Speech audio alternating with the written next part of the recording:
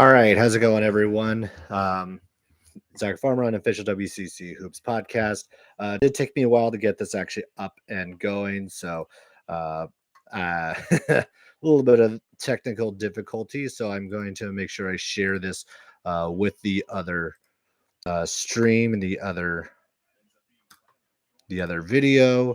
But be sure to actually hop on in here. Had to hop over to another things, same areas, and Hawaii already underway, 11-6. So this is definitely a game I've wanted to be able to check out, definitely want to be able to see. And and first thing I notice is maybe not necessarily like the basketball part of it is that if you'll notice St. Mary's actually has unis on for the first time in maybe forever. So or names on their uniforms. I can't remember actually a time in which that happened. So it's actually kind of exciting to see that.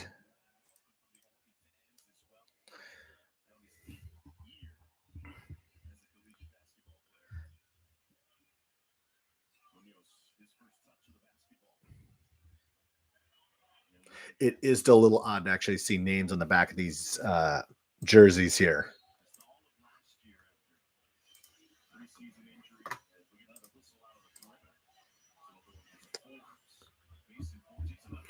So yeah, so Mason Forbes just checked in. He actually has a face mask on, so he must have gotten popped in practice at some point. I'm excited to kind of see what he's able to bring, what we get to see from Forbes, Harvard transfer. I expect he didn't start the game. Josh Jefferson did. So I do expect him to come off the bench and actually play a little bit of a role there. So it's no surprise necessary to see him where he is.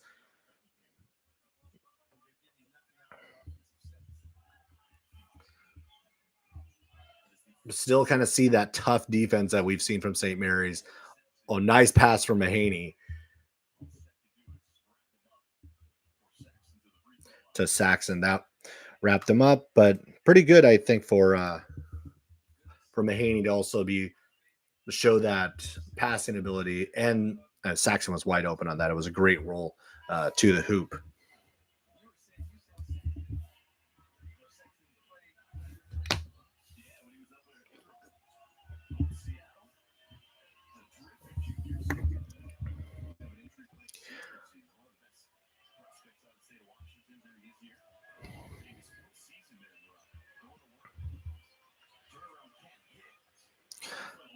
It's interesting to see just like again like this kind of the scrappiness of this team. I mean, this Hawaii team has a long way to go still. Oh,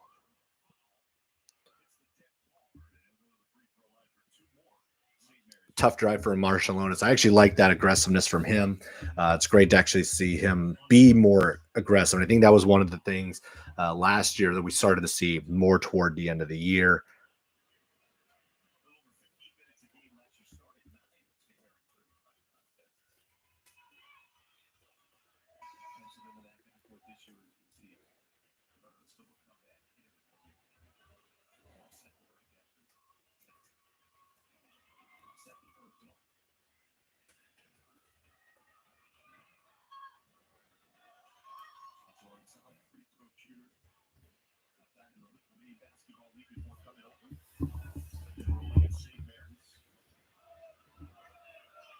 So watching the St. Mary's squad, looking for just, I think what sort of offensive flow this team has. This is going to be different offensive look without Logan Johnson and Kyle Bowen, which you could kind of make the case that they were not necessarily positives on offense. I mean, Bowen definitely got way more tentative toward the end of last year. For Logan Johnson, never was the best shooter. Oh wow, I thought that was a straight air ball. I don't know how Marshallonis was able to pick it back up, but um, able to put that back.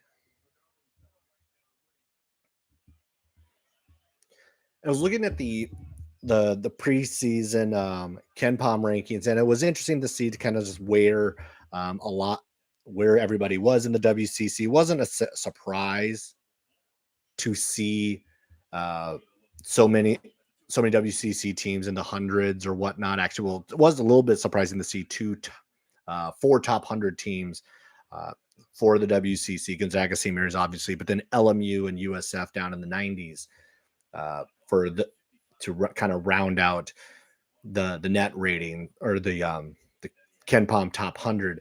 What I was so shocked by, maybe most shocked by, was how low they had Santa Clara. Santa Clara ended up being down all the way at number, I think it was 150, which was shocking to me because that puts them down near Portland. And that Santa Clara team is going to be good. That Santa Clara team is going to, I think, be a factor as we get closer to WCC.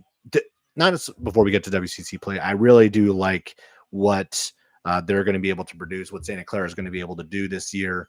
A lot of nice pieces. Herb Sendek knows what he's doing. Yeah, this game really, back to this game, Marshall Onis is really, really putting it on early in this one. Way more aggressive than I think we saw him last year, attacking the basket, really getting in, and he's able to finish really well. It's Marshall Onis again. Oh, nice pass. Nice hesitation, great patience, finding Barrett on that back cut. It's great to actually see this team really start to kind of flow. And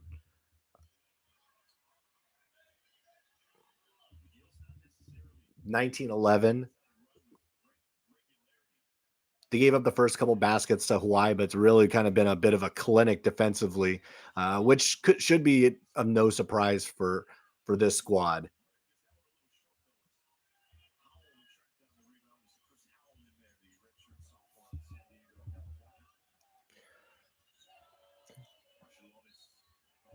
Marshall Onis again. This is kind of crazy. Just seeing how this looks like a different player than we saw a year ago.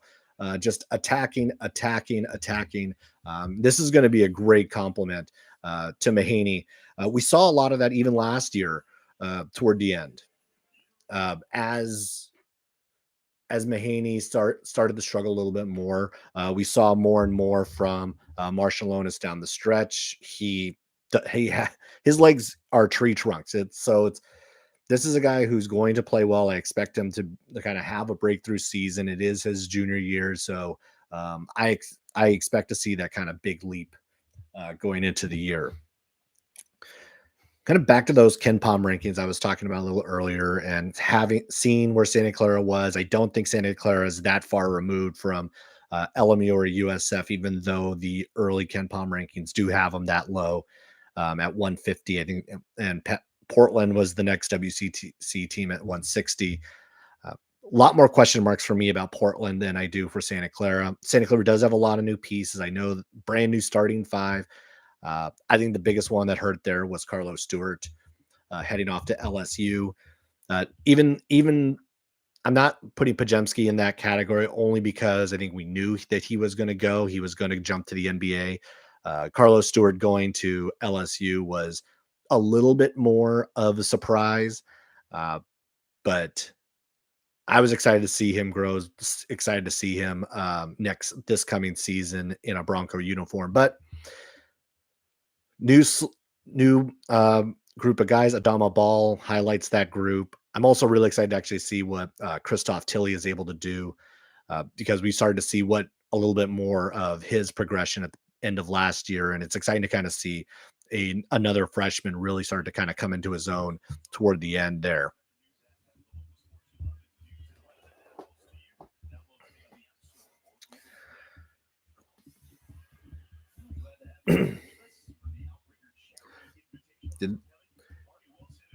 This game in Hawaii was added to the calendar late because of the Maui fires and being used as a charity event on the broadcast. Actually, it's kind of cool. Larry Beal, ABC 7's own here in the Bay Area is at the game on the broadcast table. Uh, kind of interesting pull there. St. Mary's already up 11 here. The rotations here are going to be interesting for St. Mary's.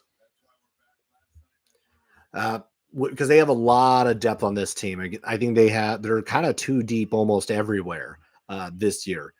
We haven't seen Jordan Ross yet on the floor, but we've already seen Mason Forbes. That's going too deep there. Seen Chris Howell, Luke Barrett. Haven't seen Harry Wessels as of yet, but that's another guy who I'm really high on. And maybe you saw either with me mentioning it during the podcast this past week, or um, from WCC Media Day, how Harry Wessels ran a 5:15 mile for a dude who's 7 foot 265. That is just this is a terrifying thing to think about, of a 7-footer moving that quickly. But he has a lot of potential. He's still so raw on as a basketball player, because he didn't start until playing way later.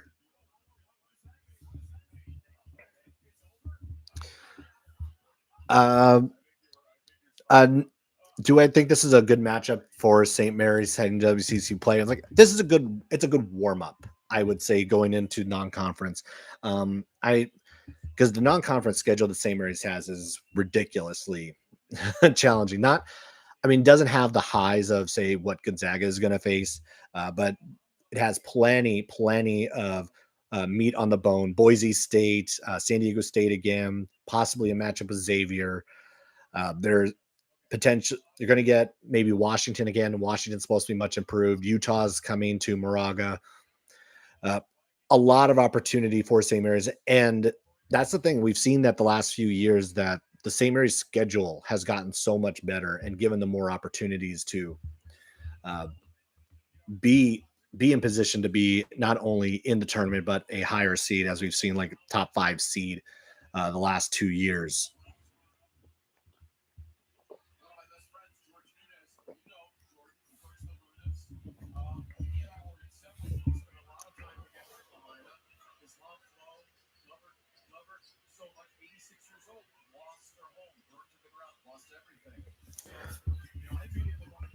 So Mahaney checks back in.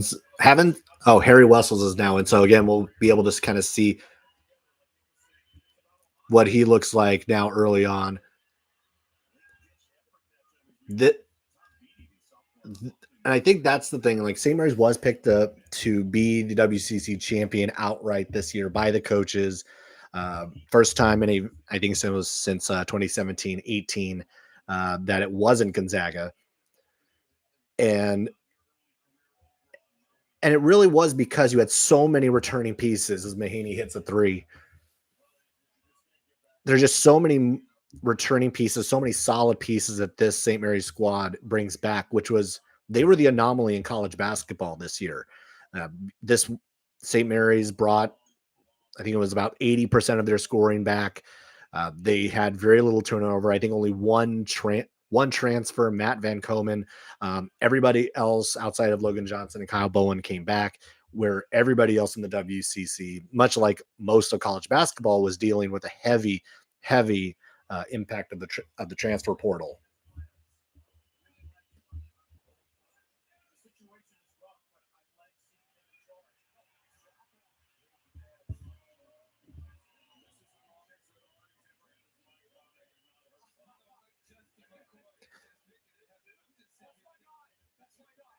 It's also for a preseason matchup. It's actually not too shabby to be able to start it off in Hawaii, of all places.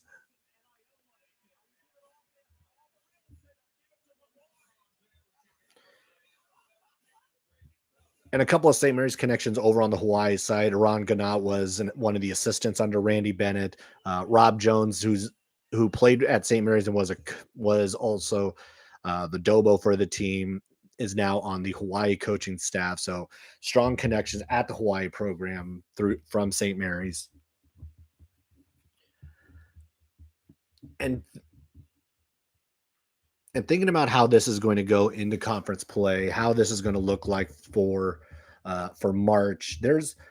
I I just think that the St. Mary's team is really set up well, and they are helped at the fact that I think the rest of the WCC has made improvements. The rest of the WCC has improved. That you see teams like USF, Santa Clara, LMU really make significant commitments to improving the rosters. Portland is a better team than they were uh, just a few years ago. You look at the likes of Pacific, even though we kind of like forget at times that Pacific is there or that they can make noise. They did finish tied for fifth a year ago, with to an extent a bit of a patchwork roster. Leonard Perry, I think, has done a really good job trying to rebuild that team. This was when Damon Stoudemire was the head coach there. This was a team that really like relied upon its scrappiness, its defense, and its physicality. And to an extent, that's what I think Pacific is going to have to do again this year. One of the things, and that's going to be probably true this year as it was a year ago, is that there's not one guy who's going to be that standout. They ran with 10 guys who played 13 or more minutes last year. Probably going to see something similar again this year. And while I think I have them in that lower tier of the league, uh, I don't think that they're going to be an easy out. They had Gonzaga on the ropes last year in Stockton, so it's not like Pacific doesn't know, this team doesn't know how to really compete with some of the better teams in the WCC. They've done it.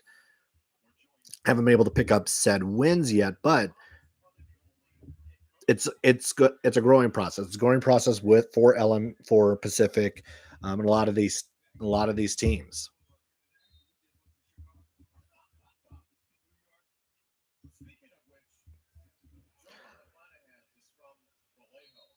And I also want to just mention, like, because this game is on ESPN Plus, and this game is more or less like being this is from the Hawaii side on the ESPN Plus deal, but the WCC's expansion to move to ESPN Plus um, di- and moving on from the WCC network, I think was a big move for a couple of reasons. One, because BYU moved on, so you lost the access to BYU TV, but also because we all know of those who have tried to watch any number of WCC games over the years. The WCC network was not a good option. It was hard to find a lot of times, even when it moved to Stadium. The games were the streams were sometimes spotty, and sometimes that is about the source and not the service. But it it wasn't a very good platform on the distribution front. ESPN Plus is a huge upgrade on that front, and just adds more and more eyes and visibility to the league. To me, that seemed like there was a no brainer if there ever was even a conversation about that.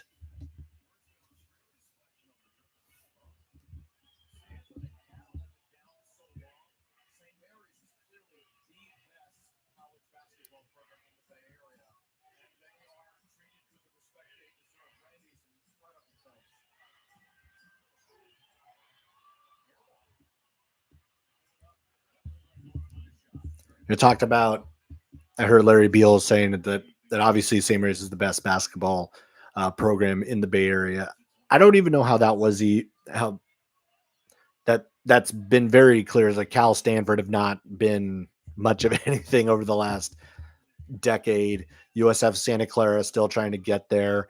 San Jose State still a ways away. Oh, geez, Alex Dukas from the parking lot.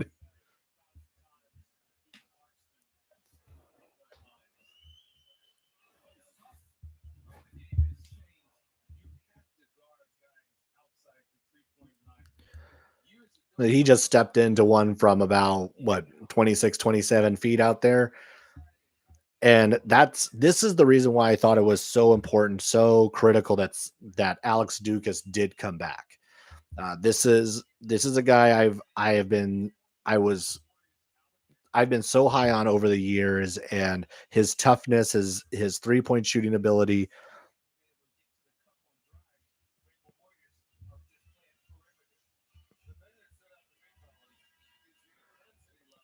Alex Dukas, like he was the key to me because everything kind of fell into place once he made the announcement that he was going to return.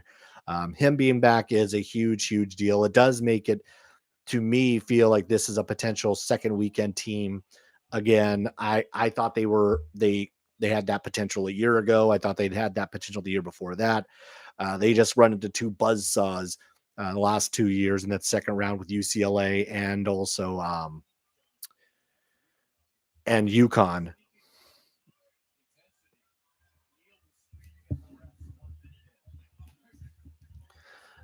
And no, I will continue to bash Cal until they do something else. I see the comment in the chat.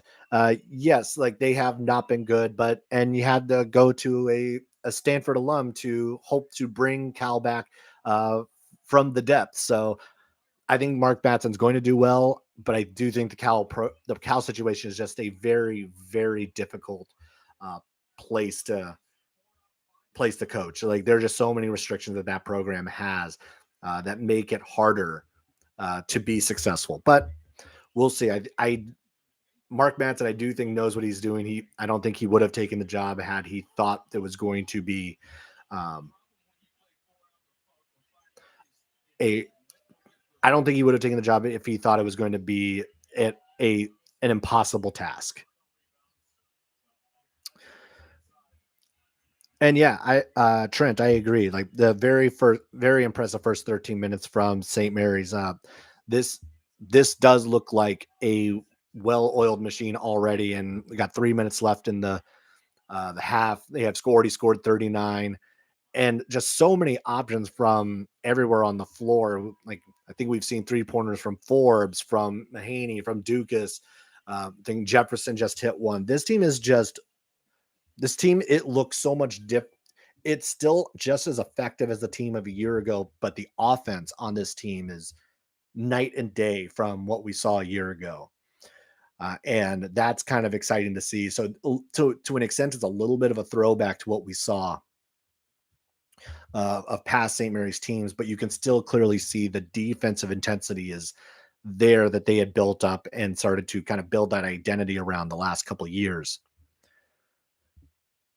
And the other thing that noticed here in the first half, and it was something that we started to see, and something Randy Bennett likes to have, it just didn't have that real option the last couple of years, was having the 2 point guard set, having two guys who really who can be those distributors, can be those ball handlers. So Mahaney and Marshallonis being in there at the same time is really what we know that Randy Bennett wants to do, wants to run.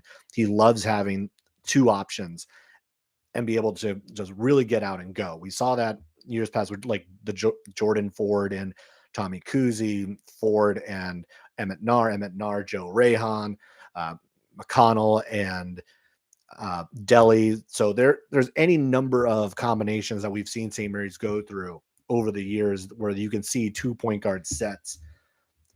And then, of course, always the reliable big guy, whether you go from Omar Samhan to Brad Waldo to Jock Landale to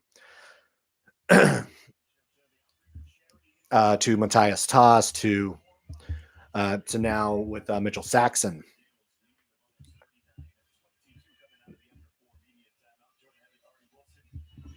So I'm going to take a look at the stats just to kind of see. I did not already have them pulled up, so just kind of see where we are here because this has been a again very impressive early on schedule uh, here in the first half. Let's see. I'm going to take a look at the live stats here.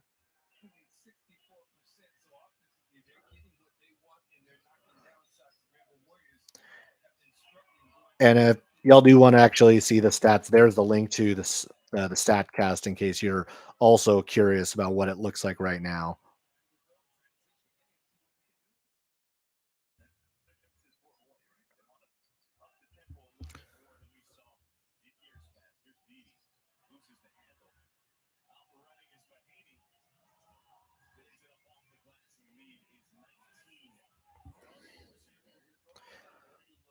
Yeah, so St. Mary's has 1, 2, 3, 4, 5, 6, 7 players who've already scored. Marshall Onens with 11. Again, talked about his aggressiveness. He has 11 points, 4 assists. It really does look like you're starting to see like kind of a bit of a two-headed monster there. Mahaney has 9 himself. Joshua Jefferson, he has 6. Saxon only has 4 points and 5 rebounds, and I think that's going to be something we see a little bit more. Is like you're not going to need any one guy to carry a heavy load. We kind of saw that at times last year, that there were long droughts where this team could not score. I think back to the San Diego game at Jenny Craig Pavilion, where this team just forgot how to score for 8 minutes in that contest and almost let a 20-point lead slip completely away. And this team, it appears that that will not be a problem, because everyone on the floor is a threat to score. Everybody on the floor is going to. You can't leave anybody.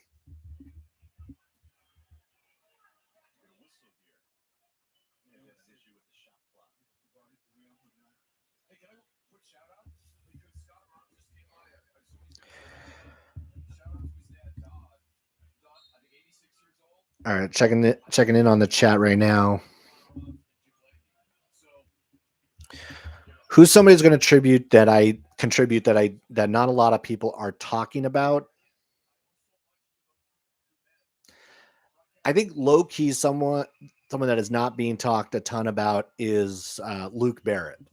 Uh, he's going to be the backup at the 3, but he has been as one of the more effective guys that St. Mary's has had. He's been just kind of hidden behind Alex Dukas for a few years, but he's really kind of accepted and embraced the role that he has. He he he understands what this team is capable of, and that when the time comes, like he can be ready. And we've seen that from time to time. He had to be ready against UConn last year. That didn't go so well, obviously, because like UConn steamrolled through everybody as Marciulionis hits another 3. Man, think like he is Marciulionis is killing it right now. Uh, and that and I think this was something that we were kind of waiting to see with Goose,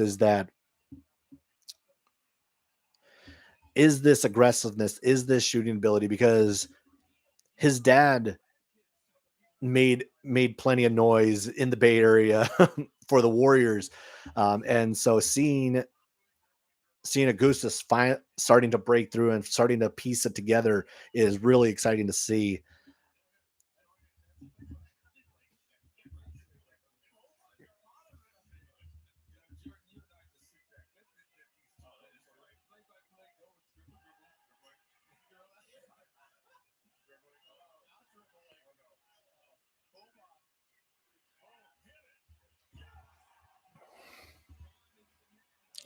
All right, and now we have reached halftime,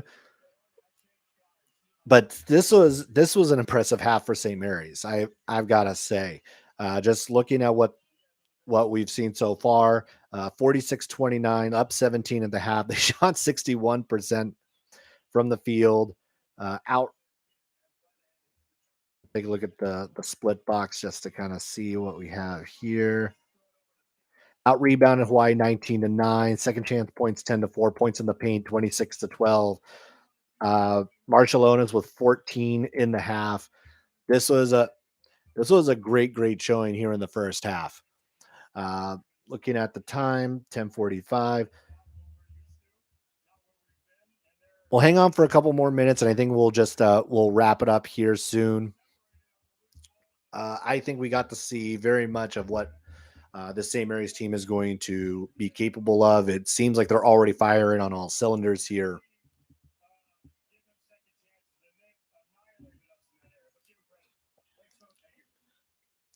And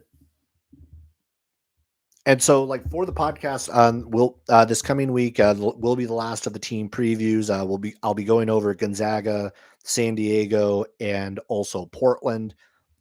So check out the podcast this week for that. I wasn't able to get the Twitch stream running. I had some technical difficulties here again, like first time going through it. So hopefully it'll be better next time, and there will be a next time of setting up the stream and getting that rolling. Just got to do some more tests before the next time we do this, which I believe I'm planning to try to do this again in a couple of weeks, and then we'll try to actually get something a little bit more consistent on the for the live stream as we go into this to the regular season, the non-conference and whatnot.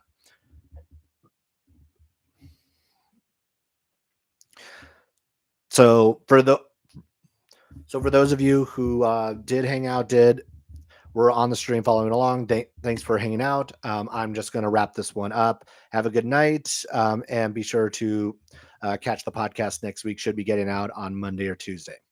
All right, so that'll do it, and I will catch you later.